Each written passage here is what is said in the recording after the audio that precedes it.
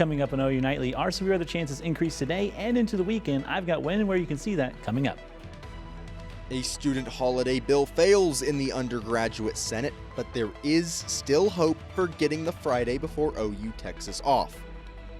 And Norman Music Festival is here. Find out what artists will be taking the stage this weekend. This is OU Nightly.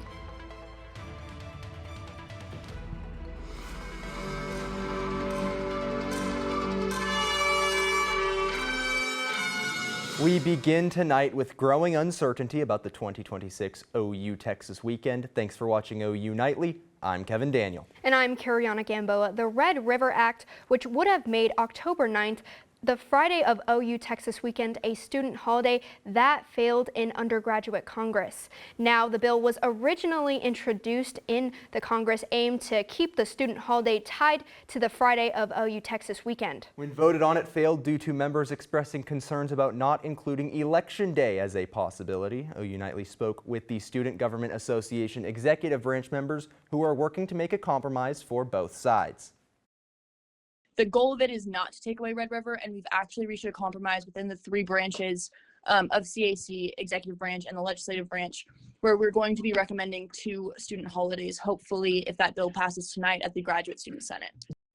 In the past, the Student Government Association has only been allowed to recommend one unscheduled student holiday, which must be approved by the president. OU Nightly also reached out to students on campus to get their reaction on the possibility of losing the Red River student holiday. I think the Friday before OU Texas is a really important holiday because it allows students to get to Texas safely on the Friday before and allows them to get there for the game in time without any super crazy stuff. It's like, it doesn't really matter because I feel like kids are skipping class, but I do like their decision of getting Election Day off. I think professors would always excuse students going for Election Day. I don't know. Executive branch says they are confident the bill will be passed and on the president's desk within the next week. Now, Kevin, it was cold earlier this week and hot and muggy today, and possibly a chance for some severe weather. This Oklahoma weather has me all over the place. That is right. Our Campus Weather Authority is tracking any potential storms this weekend. And OU Nightly meteorologist Parker Schrader is on the case in studio. Parker, what do you have for us? Yeah, guys, it's been feeling a little bit muggy out there, and that's what's setting the stage for another severe weather threat tonight. We got that slight risk level 2 out of 5 here in Norman, but up north, closer to the Oklahoma-Kansas border, we have that enhanced level 3 out of 5. All hazards, but a little bit conditional. But right now what we're watching is this dry line. It's been making its way east, bringing up some better dew points, which is our fuel for these storms, up into the upper 60s and low 60s across much of the region. So that's going to help to fuel those storms. But right now we've been having some clearing skies. You've probably been seeing we're getting some temperatures up into the low 80s right now. And that, because of that clearing sky, might be helping to break the cap. But what is that cap? Well, we have OU Nightly meteorologist Hunter Brittingham out in the field to talk a little bit more about what that cap is and what it can do for storms. Hunter? As Parker mentioned, we do have that cap in place today, which is essentially preventing any severe weather and thunderstorms from going up. So we do have a lot of the ingredients for severe weather and thunderstorms out in play today. As Parker mentioned, we're seeing those temperatures in the lower 80s, dew points in the middle 60s. So we have a lot of warm, moist air being driven by the southerly winds and southerly flow, which is very brisk out here on top of the stadium garage this afternoon. And we also have that dry line off to the west, and that is going to provide a lifting mechanism, which is another ingredient for severe weather. So with all of these ingredients coming together, it is imperative to stay weather aware because that cap could break and we could see severe weather over the next few hours. For OU Nightly, I'm Hunter Brittingham. Thank you, Hunter and Parker. Staying in Oklahoma, Acting Attorney General Todd Blanche is signing an order to reclassify marijuana as a Schedule III drug. That's the same as Tylenol with codeine and ketamine. Right now, it's a Schedule I drug, like heroin and ecstasy.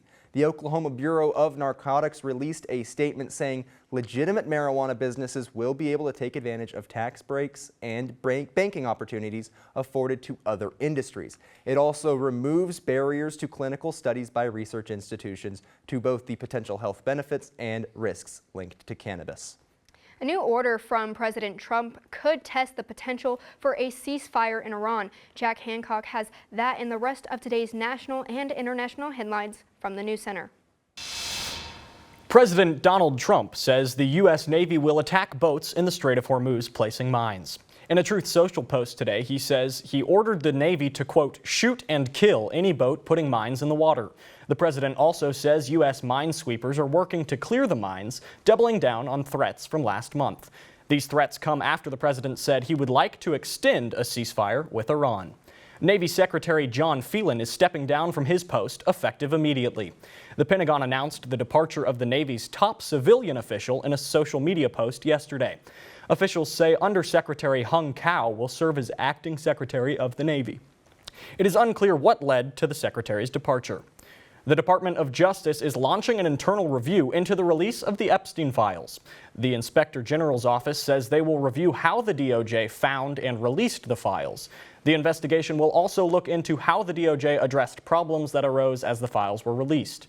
The full findings of the investigation will be made available to the public, although the timeline is not clear. And at least 10 people have been shot at the Mall of Louisiana following an argument that led to gunfire. 2 people remain in critical condition following the shootout. Kevin, Kiriana. Thanks, Jack. Still to come on OU Nightly, a jewelry security guard chases away robbers. See the crazy robbery unfold on camera when we come back. And right now we're gonna show you a live look at Main Street where the Norman Music Festival is setting up for tonight. We'll have everything and more you need to know before heading out tonight after the break. Welcome back to OU Nightly. It's a huge weekend for music in Norman. Leah Smith has the in-depth details for your weekend in this week's Around the Town report. Anna, there is no live music roundup this week because the Norman Music Festival is back in town. Right now you are taking a live look at downtown Norman, where this weekend will be filled with artists from all genres. Now, there are headliners for this festival will include Ben Quad, Stepmom, Cure for Paranoia, Husbands, Kid Lennon, and many others. The live music will begin tonight and the festival will go until Saturday. This Music Fest is one of the largest free musical festivals in the country, but there is the opportunity to purchase some VIP passes to gain exclusive access to some aspects of the show. For $100, you can get front row passes. For $200, you can obtain VIP status with an open bar, local eats, and indoor bathrooms. And for $300, you can get all of those VIP benefits plus a parking spot. And in addition to the live music, the festival is holding a raffle drawing. Tickets are $20 each and include a variety of prizes. The third prize winner will receive front row passes for next year's festival, as well as shirts and stickers for this year's. The second prize winner will receive VIP passes for next year, $50 in gift cards, and more shirts and stickers. And the grand prize winner will also receive VIP passes for next year's and those same shirts and stickers, as well as $100 in gift card, a signed record, and 2 tickets to the OU versus South Carolina football game next season. For more information on other events happening this weekend, be sure to check out visitnorman.com. Kevin, Kariana, back to you. Thanks, Leah. Caught on camera in California, a security guard thwarts an attempted jewelry store robbery. You can see in the video a car speeds through a parking lot, barely missing the security guard before jumping the curb and crashing into the store. The security guard jumps into action when he sees what happened and chases the suspect out of the store. You can see in the background several other cars pull up and people with bags get out in what appears to be a coordinated effort. The owner says he, his family, and customers were all inside, describing it as sounding like an explosion. His uncle remains hospitalized. Now the owner says that this is the second time that the store has had a break-in. The last time was back in 2020. The sheriff's office says that so far there is no suspect description and no arrests. And as OU football rings in records in their sights. I'll tell you all about one future Sooner looking to guide her team to glory of their own coming up. Welcome back to OU Nightly. Parker, you tracked some severe weather last week and are looking at some more in the upcoming days. What's that really going to look like for us? Yeah, you mentioned that cap earlier. You know, what does that mean? Could it happen today? Yeah, so well, like kind of Hunter was mentioning earlier, that cap is just basically a way that kind of prevents storms from going up. And here in Oklahoma, we deal with that quite a bit with our setups. And so that's what can kind of limit or kind of enhance our storm development. So that's what we're watching tonight. And as we head kind of forward into over the next few days. So that's something we'll be kind of watching morning as we head forward with tonight. But right now, kind of looking overall nationally with our weather, we got quite a bit. Here's that cold front. Look at that low pressure well off to the north up into Canada. But we got quite a bit of severe weather watches, severe thunderstorm watches, and tornado watches across much of the Midwest and Central Plains. But here right now in Oklahoma, we're dry right now. That dry line is still making its way to the east, but right now we're not seeing any blips on radar, so that's good for right now. But as we kind of head forwards, we're going to kind of watch that as for later tonight, as we have a conditional but all hazards risk. Right now, hail and wind are the main threats, but again, that tornado threat is on the lower end. But if any storm does develop and it stays isolated, it will have that potential for some tornadoes later tonight. We're not expecting a lot of storms, maybe just a couple over the next few hours. So we're going to watch that. But Friday, the risk continues as we head further into the weekend. Right now, we're in a marginal risk, level 1 out of 5 for Norman. Slight risk down southeast. And then as we head into Saturday to start the weekend, that's where it ramps back up. Got that enhanced risk, level 3 out of 5 across northeastern portions of the state. We're in that slight risk here in Norman, but it's going to be a pretty busy few days. So let's go ahead and just kind of watch that and just kind of go ahead and time it out. So right now, this model, this is what's a little early, but it has some storm development maybe potentially in the next few hours. But right now, we're still kind of watching that. It might be pushed a little bit further back in time. But as we kind of go throughout tonight and into morning, we have some showers that develop off into the northeast. Those will track down to the southeast across northeastern portions of the state. But we'll remain relatively clear Friday afternoon. We're going to watch where this cold front sets up. That's going to maybe develop some more showers down south of us and maybe even here as well. Main risk for that will be kind of some damaging wind and hail, so nothing too crazy Friday. And then Saturday, we're going to watch for some potential scattered development across much of a dry line that'll set up, and those storms will kind of push off to the northeast. Right now, that's what we're kind of seeing with the current model guidance, but we're going to be watching Sunday as well, as we have an enhanced risk level 3 out of 5. So let's kind of show you what we're kind of looking for the next few days. Saturday, we got a dry line that sets up across western portions of the state. But as we head into Sunday, this could be a potentially significant day. We're going to watch that very closely, as there's a lot of good ingredients, good dry line that sets up across western portions of the state. But by Monday and Tuesday, we're going to see that dry line start to push off to the east. And by Tuesday, we're relatively dry. So that does decrease our storm chances and rain chances as we head forward. But lows tonight, we're going to see those temperatures up into the low 60s across much of the state. Highs tomorrow, we're sitting up into the 80s for your Friday. So it's going to be a little bit warmer tomorrow. So that's always good. But 7-day forecast is looking a little bit decent-wise, temperature-wise. But again, Saturday and Sunday, we're watching those storm potential as we head further. But later as we head next week, we're looking for some better temperatures and clearer conditions. Guys, back to you. Thanks, Parker. On to OU softball. The #1 outfielder in the class of 2027 will be making the journey across the Red River. I sat down with the five-star, who's found her new home in the Sooner State. The city of Melissa, Texas has seen a population growth of over 120% since the 2020 census. And one of those newcomers is 5-star OU softball commit Finley Williams. Williams, a DFW native, began her softball journey at age 4 and has grown to love the sport that's given her so much. My mom and dad just took us to softball fields, and my dad just started hitting softballs at me really hard, and I learned to love it. It's taught me how to really just get through when times are getting rough. While a .597 batting average and 12 home runs certainly speak for themselves, Williams' true superpower comes with the energy she brings. She just is the Energizer Bunny, you know. She is the one that gets everybody hype. She's full of energy. She's never down. Like, if it's a bad situation, she's never down. She's super consistent.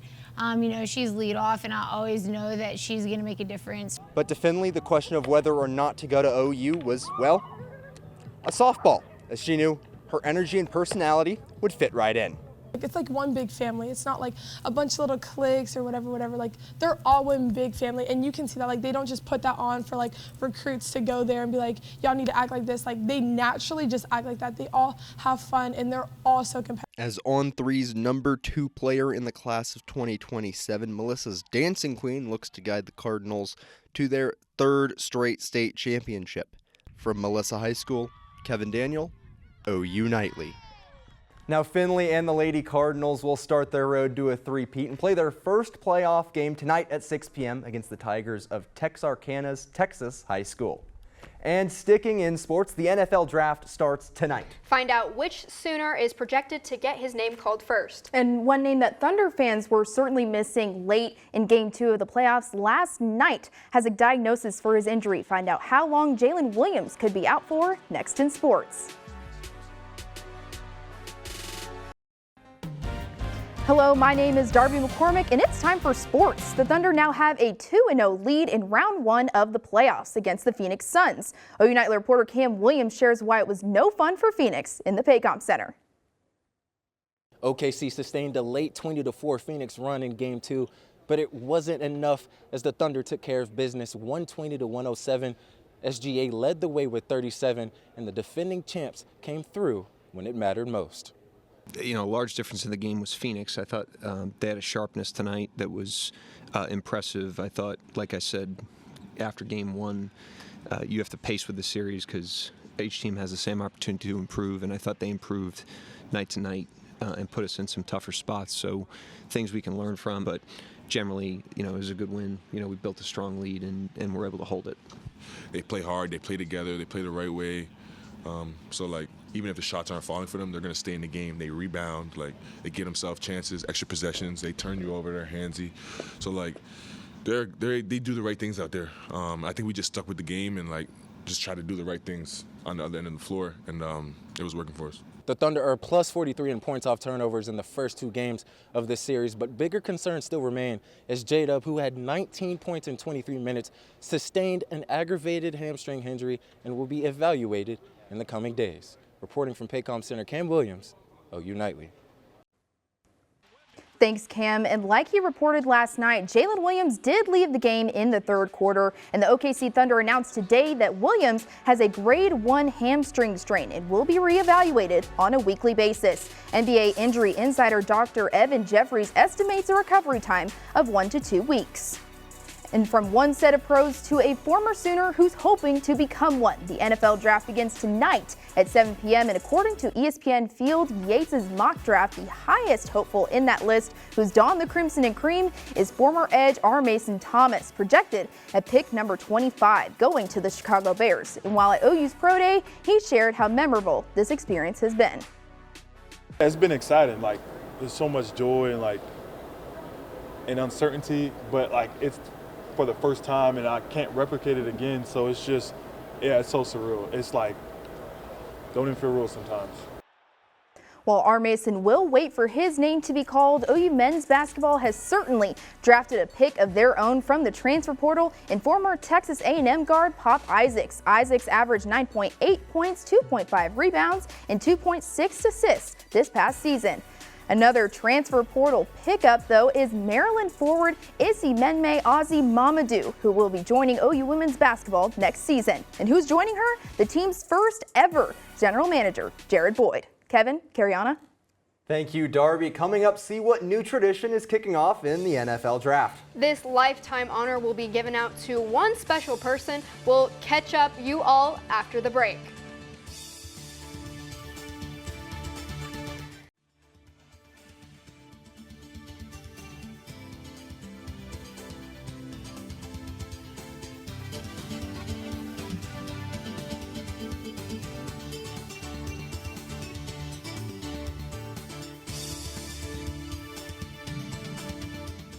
Good evening, I'm Lauren Jackson here at the OU Nightly Update Desk.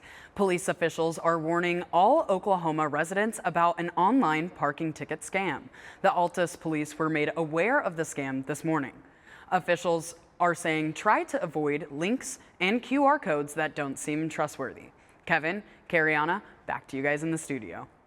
Thanks, Lauren. Now, Parker, what should people what should people know about our weather going into tonight and this weekend? Yeah, we got some severe weather on tap for tonight. It's going to be conditional. We're going to watch that dry line, see if any storms pop up. But into the weekend, again, we got that risk Saturday and Sunday. So got to be watching for that. Your Campus Weather Authority, we will be tracking that as we head forward. But dry temperature, or good temperatures heading into next week and dry conditions. But I do want to highlight that weather call real quick. $12 a year, $1 a month. You can get a OU Nightly Meteorologist voicemail for any severe weather in your area to keep up to date with any severe weather as we head forward. Thanks, Parker, for that update. Now, taking it back to sports, a new tradition is coming to the NFL draft, and it has to do with Heinz ketchup. Heinz says they will award a lifetime supply of ketchup to the number 57 overall pick in the draft, launching this new tradition dubbed Mr. 57, honoring the Pittsburgh-based condiment company.